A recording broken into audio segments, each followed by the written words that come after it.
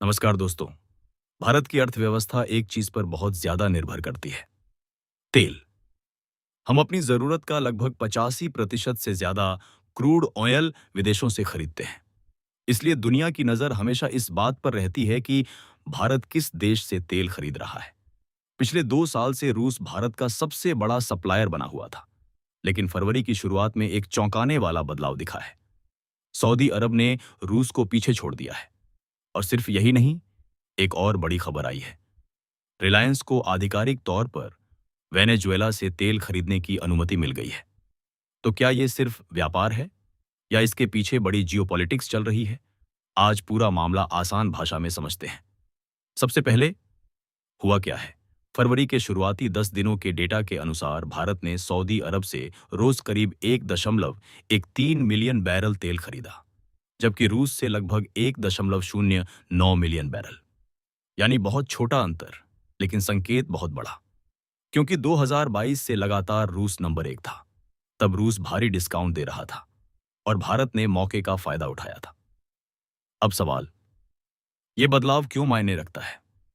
भारत दुनिया का तीसरा सबसे बड़ा तेल आयातक है। इसलिए सप्लायर बदलना सिर्फ खरीद फरोख्त नहीं, बल्कि रणनीतिक संदेश होता है। सऊदी अरब अचानक आगे कैसे आया? पहला कारण, दूरी। सऊदी से तेल 3 से 4 दिन में आ जाता है। रूस से आने में 12 से 20 दिन लग जाते हैं। कम दूरी बराबर कम खर्च, कम जोखिम बराबर तेज सप्लाई। इससे भारतीय रिफाइनरियों के लिए सऊदी तेल ज्यादा आकर्षक हो जाता है।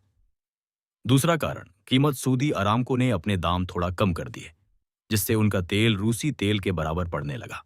पहले रूस सस्ता था, अब दोनों लगभग बराबर। तो रिफाइनरियों ने सोचा, कम जोखिम वाला तेल क्यों न लिया जाए। तीसरा कारण, छूट कम हो गई। यूक्रेन युद्ध के बाद रूस भारत को 20 से 30 डॉलर प्रति बैरल तक सस्ता तेल दे रहा था। अब वो छूट काफी घट चुकी है और ऊपर से शिपिंग, बीमा और पेमेंट पर भी प्रतिबंधों का जोखिम बढ़ गया।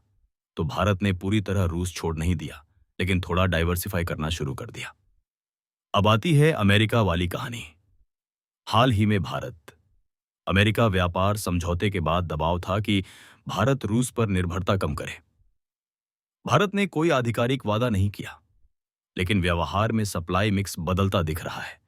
यानी सीधे नहीं, लेकिन धीरे धीरे संतुलन। अब दूसरी बड़ी खबर, वेनेजुएला। अमेरिका ने रिलायंस को आधिकारिक लाइसेंस दिया है कि वो वेनेजुएला से तेल खरीद सकती है। पहले यह मुश्किल था क्योंकि उस देश पर प्रतिबंध थे। अब सीमित अनुमति मिल गई है। इसका फायदा क्या?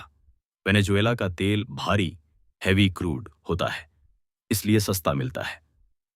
8 से 15 डॉलर प्रति बैरल कम।